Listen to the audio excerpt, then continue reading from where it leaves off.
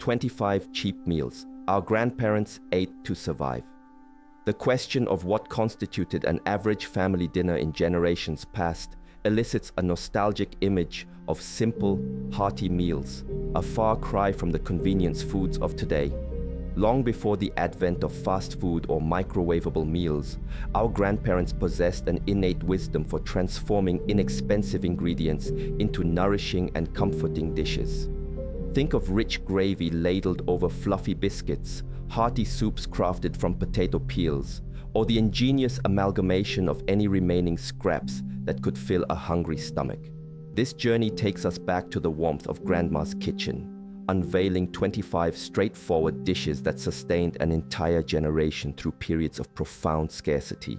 In those bygone days, the beloved mac and cheese was not a convenient boxed item plucked from supermarket shelves. Instead, it was a labor of love, meticulously prepared by hand, infused with the warmth of Grandma's affection. The process would begin with a gentle heating of butter or lard in a pan. Flour would be sprinkled over this base, followed by milk, all stirred with unwavering consistency until a thick, creamy sauce emerged. This luscious pasta mixture was then transferred to a baking dish, topped with a scattering of breadcrumbs or crushed crackers for a delightful crunch, and finally baked until a beautiful golden brown crust formed. This dish was a veritable lifesaver during lean times. During the 1930s and 1940s, a pound of cheese cost a mere 15 cents. With a total ingredient cost well under 50 cents, this homemade mac and cheese was sufficient to feed a family of 6, providing essential calcium and protein when meat was a scarce and expensive commodity. Our grandparents would likely marvel at modern mac and cheese, creations adorned with luxurious ingredients like truffle oil. For their generation, simplicity and economic efficiency were the most valuable legacies. When finances were strained, the humble potato ascended to become the silent hero of the kitchen. This readily available and affordable tuber offered a lasting sense of fullness, delivering ample starch at a minimal cost. Potato soup, a dish of unparalleled simplicity, nonetheless provided a warm and comforting meal on chilly days. Grandma would dice potatoes and onions, then simmer them in water or, if available, milk. The mixture would bubble gently on the stove until the potatoes softened and naturally broke down, thickening the soup without the need for costly cream or commercial thickeners. During the Great Depression, potatoes were remarkably cheap, costing only about 2 cents a pound. To further maximize resources, Grandma might incorporate celery leaves, the very greens most people discard today, as the celery stalks themselves were considered too precious an ingredient to waste. A steaming bowl of potato soup, redolent with the aroma of simmered onions, could typically feed 6 people for less than 20 cents. For many, particularly Irish immigrants, this soup was more than just a meal. It was a potent reminder of survival, preventing starvation, and ensuring families had at least a hot, calorie-filled meal to endure the long days. Even the peels, the parts of potatoes usually discarded after preparing mashed dishes or soup, were meticulously utilized by our grandparents. While it might sound anachronistic, potato peel soup was a genuine lifesaver for numerous families during extremely difficult periods. The peels were scrubbed clean, kept thick, and then simmered with onions and a pinch of salt. A bit of flour was added to the resulting broth to thicken it, creating a warm soup that, while not opulent, effectively filled an empty stomach. The cost to prepare this soup was virtually negligible, yet it managed to extract valuable nutrition and vitamins from every part of the food.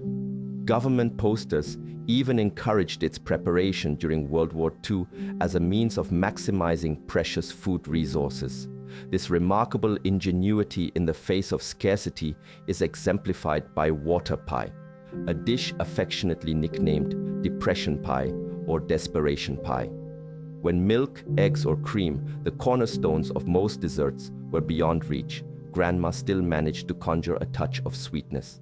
The recipe commenced with a pre-baked empty pie crust. Instead of milk, water was poured in, mixed with sugar, a bit of flour for thickening, butter or lard if needed, and a hint of vanilla for aroma. When baked, This simple concoction transformed into a filling with a texture akin to custard. Water pie was a testament to creating dessert from seemingly nothing, preserving a sense of normalcy and dignity for families during extraordinary times. Sadly, due to the deep-seated shame associated with poverty, the fact that no one readily admits their family ever made water pie has become a quiet testament to the discretion and self-respect of that generation. The enduring duo that nourished millions across many challenging generations is rice and beans. Dried beans, an exceptionally economical ingredient, cost approximately 5 cents a pound in the 1940s. Grandma would meticulously wash the dried beans and soak them overnight. The following morning, they would be placed on the stove to simmer all day, allowing the flavors to meld and the beans to soften. To impart richness and fat, she would season them with a bit of salt pork, or, if the family was fortunate, a ham bone left from Sunday dinner. In the southern United States, this dish became a Monday tradition, a day when women were typically occupied with strenuous laundry work, allowing the rice and beans to simmer unattended. A large pot of rice and beans could feed a family of up to 8, embodying the core principles of being cheap, filling, and nutritious, a lesson in resourcefulness that remains relevant today. Even a dish with a less than appetizing name like garbage soup represented the remarkable resourcefulness of our grandparents, so much so that it was respectfully referred to as perpetual soup. This was a revolutionary culinary strategy that ensured not a single nutritious morsel ended up in the trash. The perpetual soup pot was a constant fixture in the kitchen, kept warm and simmering slowly on the back of the stove throughout the day. It served as a receptacle for anything nearing spoilage, vegetable peels, small meat bones, wilted greens, or overripe vegetables. New ingredients were added daily, continuously enriching the broth. Even potato water, typically poured away, found its way into Grandma's pot, adding body and boosting nutrition. This soup was survival in liquid form, providing a steady source of vitamins and flavor, especially on days when fresh food or meat was unavailable. A dish with a more formal military moniker, gravy on toast, exemplified turning excess meat drippings, something modern cooks often discard, into liquid gold. Our grandmothers would carefully save rendered meat fat from previous meals, using it to create a roux with flour, stirring until a pale yellow hue was achieved. This mixture would then be combined with milk or water to form a rich, savory gravy. This gravy was then generously poured over soft, fluffy biscuits, themselves made from the most basic ingredients of flour and lard, as butter was an expensive luxury. During times of extreme economic hardship, the gravy might contain little to no meat, leading people to liberally sprinkle black pepper on top. This served a dual purpose, enhancing the flavor and tricking the eye into perceiving a more substantial dish. Even today, this dish graces the menus of roadside diners, a lasting legacy of economical cuisine. Cabbage, the quintessential working person's vegetable during hard times, was tough, easy to cultivate, inexpensive, and notably available even through the harsh winter months. This made braised cabbage and sausage a perfect testament to the combination of economy and rich flavor. Cabbage would be sliced generously and then slowly simmered with whatever inexpensive sausage was available. During the simmering process, the fat and savory essence from the meat would render out, infusing every slice of cabbage, rendering it tender and remarkably flavorful. This simple dish was a staple among European immigrant families, bringing with them the culinary traditions of the Old World. A whole head of cabbage cost a mere 3 cents, its true value lying in its ability to stretch a meal. A large pot of braised cabbage and sausage could feed an entire family for 3 or even 4 days, simply by reheating it. This was a practical solution for Grandma, providing protein and greens for hungry stomachs at a minimal cost, a hearty and complete vegetable meal during times of scarcity. Before lentils became a darling of the health-conscious crowd, they were an indispensable survival food for impoverished families. Lentil soup stands as a prime example of maximizing nutrition at minimal cost. Lentils offered a significant advantage over other dried beans. They did not require overnight soaking, saving cooks preparation time and fuel. Grandma would simmer lentils with the cheapest available vegetables like carrots or onions. In the most difficult times, the soup might consist solely of lentils, water, and a pinch of salt, yet it provided substantial energy. Priced at just 4 cents a pound, lentils offered more protein than almost any other ingredient of comparable economic value. A single pound of dry lentils could yield enough soup to feed a family for 2 days, not just filling the stomach, but ensuring essential nutrient delivery, highlighting the nutritional power inherent in the humblest ingredients. Sloppy Joes, an American food classic, owe their origins to economic necessity rather than mere convenience. Grandma would brown a pound of ground beef, and when money was tight, she would judiciously stretch this meat by incorporating breadcrumbs or oatmeal. This ingenious method allowed 1 pound of meat to serve twice the number of people. The meat mixture was then simmered in a sauce crafted from ketchup and spices, resulting in a rich, slightly sweet and savory filling, which was then served atop soft, round buns. Ground beef was consistently more affordable than steaks or other fresh cuts of meat. When served with bread, a pound of ground beef could nourish up to 8 individuals. Sloppy Joes became a beloved meal among parents of that era, prized for their economy and their ability to quickly satisfy hunger.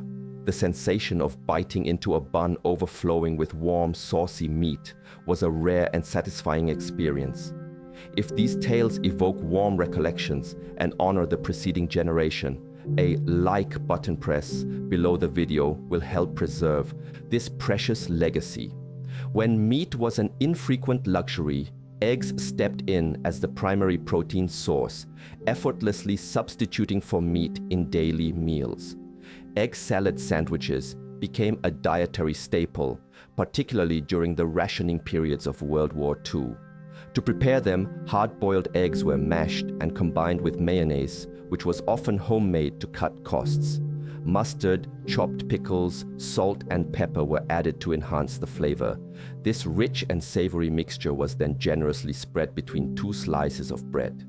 Eggs, priced at a mere 15 cents a dozen in the 1940s, were an economical and abundant source of protein. Egg salad sandwiches not only provided vital protein but were also highly portable, making them a perfect accompaniment for the lunchboxes of workers and children heading to school. Carrying the essence of economy and thoughtfulness, the delightful interplay of crispy pickles and creamy mayonnaise mingling with the egg is an unforgettable sensory experience. In the southern and southwestern United States, cornbread and pinto beans stand as a revered culinary tradition, intrinsically linked to the resilience of working people. Dry pinto beans were simmered in a large pot, seasoned with salt pork or ham hocks if available. Accompanying the beans was cornbread made from cornmeal, an ingredient consistently cheaper and more accessible than wheat flour. Cornbread of that era typically possessed a rustic texture and was not overly sweet. The unique charm of this meal lay in its consumption. Cornbread was ingeniously used to soak up the flavorful bean broth known as pot liquor. This combination forged a complete meal, delivering all the necessary nutrients, from the plant-based protein of the beans to the carbohydrates of the corn. Even then, nothing went to waste. Leftovers were often fried into thin patties the following morning for breakfast. This dish serves as a potent lesson in creatively and effectively utilizing the most basic ingredients to create a meal that was both filling and nutritious. American families devised their own rendition of fried rice from leftovers long before Chinese takeout became a widespread phenomenon. This era's fried rice is a perfect embodiment of the no-waste philosophy. Grandma would carefully spread leftover white rice from the previous night onto a plate, allowing it to air dry naturally. This step prevented the rice from becoming mushy when stir-fried. The following day, she would fry the rice with whatever remained in the refrigerator, typically scrambled eggs, small pieces of leftover meat, and vegetables that needed to be used promptly. The cost to prepare this fried rice was virtually nil, as it was made from ingredients destined for the bin. Rather than using expensive soy sauce, people often opted for Worcestershire sauce to achieve a similar savory depth of flavor. This meal transformed plain white rice from yesterday into an exciting and flavorful dinner tonight. A clever method for extending food supplies for another day. The texture of light, crispy fried rice grains interspersed with sweet vegetable pieces offered a warm and satisfying experience. Hot dogs, often dubbed the people's meat, represented an exceptionally affordable and convenient protein source during economically challenging times. This simple dish typically involved hot dogs that were either boiled or lightly fried, served alongside macaroni salad. Hot dogs cost a mere 10 cents a pound. The macaroni salad was homemade by Grandma, dressed with a simple mayonnaise mixture, enhanced with chopped pickles and spices. This cold meal was particularly appreciated by families during the summer months. On sweltering days, stovetop cooking could quickly heat up the entire house, making a cold, easily prepared meal like this a true lifesaver. It was often remarked that homemade macaroni salad was even more delightful after spending a night in the refrigerator, allowing the flavors of the mayonnaise and pickles to deeply infuse the pasta. This combination offered satisfaction, convenience, and economy, culminating in a humble yet complete summer feast. Tuna casserole emerged as a popular recipe in the 1940s, rapidly revolutionizing weeknight dinners for numerous American families. Its success was rooted in the economy and convenience of its primary ingredient, canned tuna. Canned tuna was not only an inexpensive protein source, but crucially did not require refrigeration for storage, a significant advantage for families who lacked or could not afford a modern refrigerator.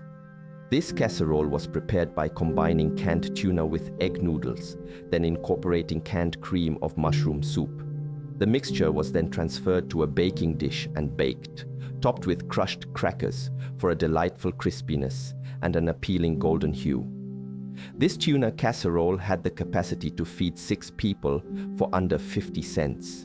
Its popularity soared, leading to variations appearing in countless community cookbooks across the United States, solidifying its status as a symbol of post-war convenience food, a dish whose aroma evoked warmth and Grandma's loving care. Baked potatoes, though humble in origin, served as a versatile canvas for culinary creativity during periods of poverty. Their simplicity lay in baking large potatoes until the skin was crispy and the interior flesh was soft and smooth. To conserve precious fuel, many families opted to bake potatoes directly in the hot coals of their fireplace or wood stove rather than utilizing electric or gas ovens. This method not only cooked the potatoes but also imparted a distinctive smoky flavor, enhancing their appeal. Priced at a mere 2 cents per pound, potatoes remained one of the most economical and effective means of satisfying hunger. Toppings were derived from whatever was available, which could include leftover chili from the previous night, a few crumbled pieces of bacon, or a dollop of sour cream. A single large baked potato was substantial enough to constitute a complete meal. The simple act of slicing the hot potato lengthwise, gently squeezing to fluff the flesh, and then adding toppings created a hearty, warm dish that showcased the ingenuity of transforming simple ingredients into a nutritionally rich meal. The pairing of grilled cheese and tomato soup is a classic duo, arguably the quintessential comfort food of the Great Depression era. The bread was grilled to a golden crisp, encasing a melted savory layer of cheese. This dish was typically served with tomato soup, often from a can.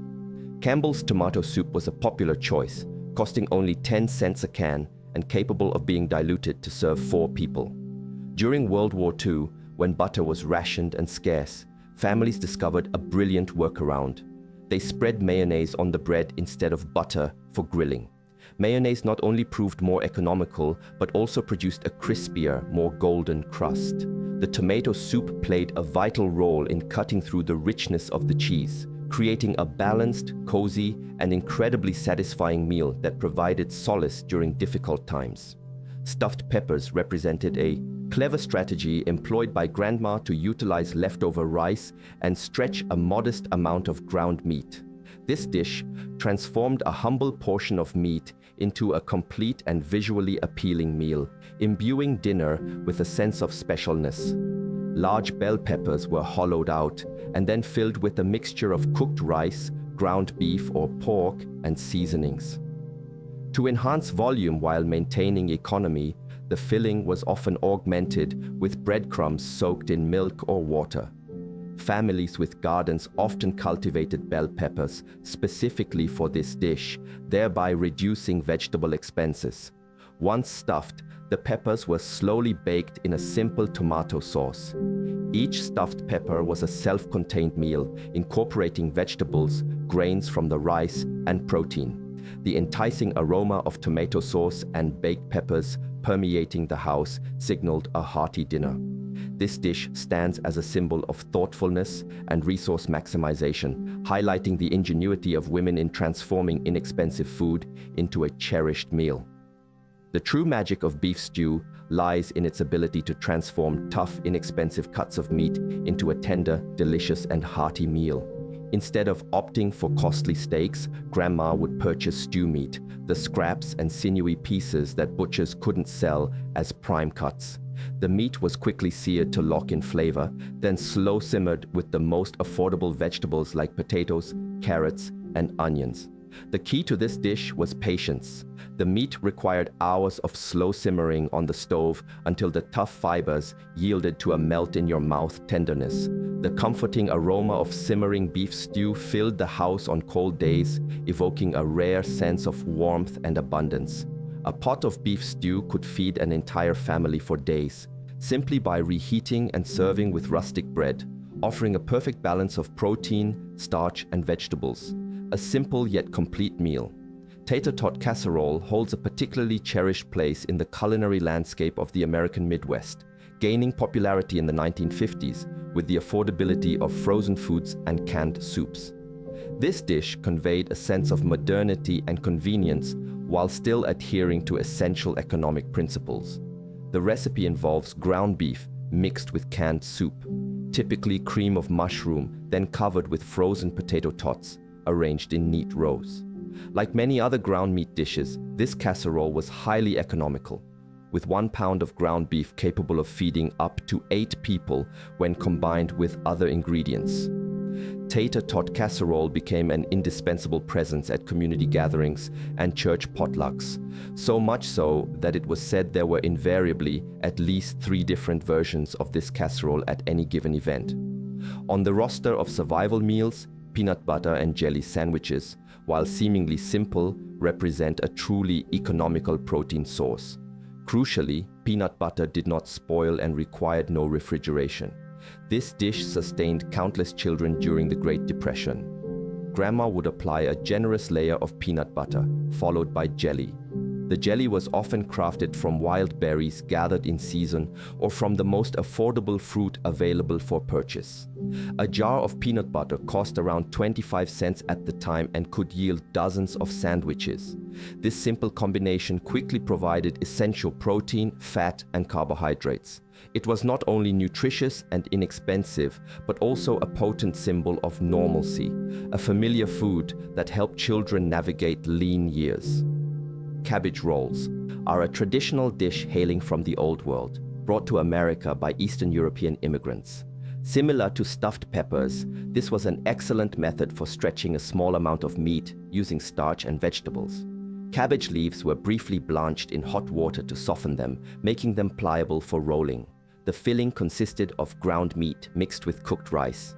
During the most challenging times, the filling might have been predominantly rice, with only a minimal amount of meat added for flavor and a savory sensation.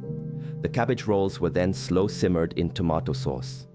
This dish was not only a hearty meal that provided a cozy feeling, but also a fusion of various culinary influences, demonstrating resourcefulness in transforming inexpensive vegetables into a valuable meal. In 1937, as the American economy was still grappling with the aftermath of the Great Depression, a revolutionary product emerged: Spam. This convenient canned product rapidly ascended to become an indispensable staple in the kitchens of millions of families, particularly during the arduous years of World War II. Spam's success was not attributed to its refined flavor, but rather to its affordability and shelf stability. In an era when refrigeration was still a luxury, or during wartime when electricity and supplies could be intermittently disrupted, Spam's extended shelf life made it a true treasure. Grandma would slice Spam into moderately thick pieces and fry them in a hot pan. These pink canned slices would quickly turn golden brown, crispy and savory on the outside while remaining soft and tender within.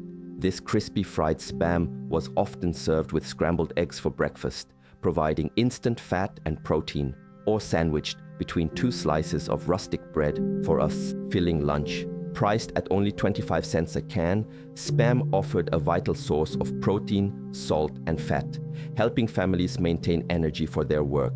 Though we possess a wider array of choices today, these unassuming cans of meat undeniably saved countless families from starvation, serving as survival food for millions. Before becoming the familiar budget-friendly fare for college students and young people in dormitories, ramen noodles were introduced to America in the 1950s as an exotic convenience food.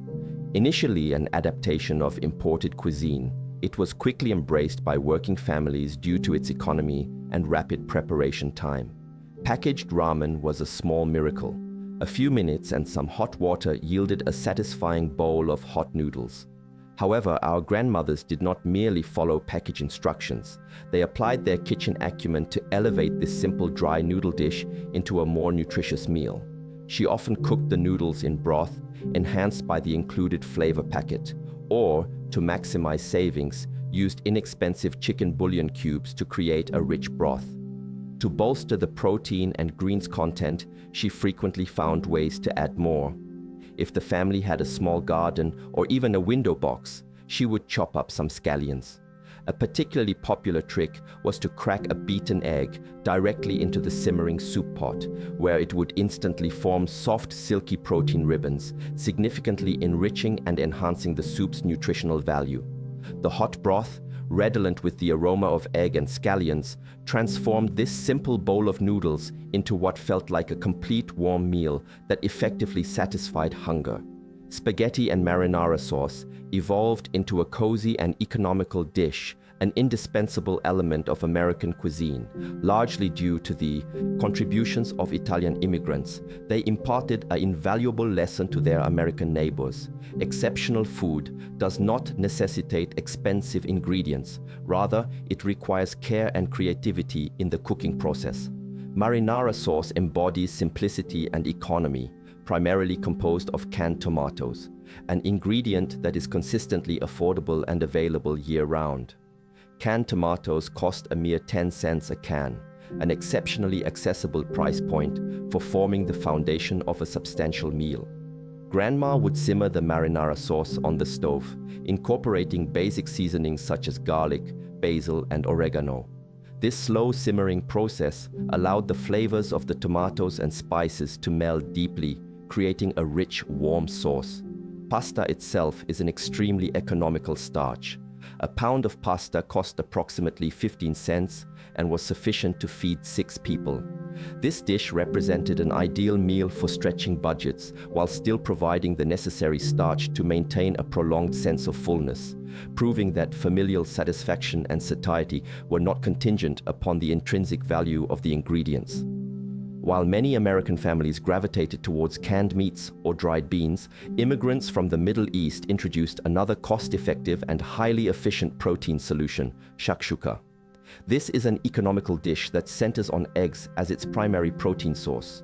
Shakshuka stands as a testament to the ability to create a dish with exceptional flavor and a luxurious feel, despite its remarkably humble ingredients. The recipe involves simply poaching eggs directly in a seasoned tomato sauce, typically made from canned tomatoes and seasoned with basic spices like chili powder and cumin. Shakshuka offers a significant practical advantage. It's a one-pan meal, making it exceptionally convenient and fast. Grandma would gently crack each egg directly into the simmering sauce, allowing them to cook slowly in the warm liquid, yielding golden, rich yolks and soft whites. This dish provided essential protein and vegetables and was frequently prepared whenever eggs were the most readily and affordably accessible protein source. In terms of cost, shakshuka was virtually free to prepare. we have now concluded our exploration of the 25 dishes our grandparents meticulously prepared for survival during challenging times. If this journey through memory lane has evoked warm images of your grandparents' kitchens, please consider hitting the like and subscribe buttons to join us as we continue this endeavor of discovering, preserving, and honoring this precious legacy of the past. We look forward to seeing you again in our upcoming nostalgic stories and historical lessons.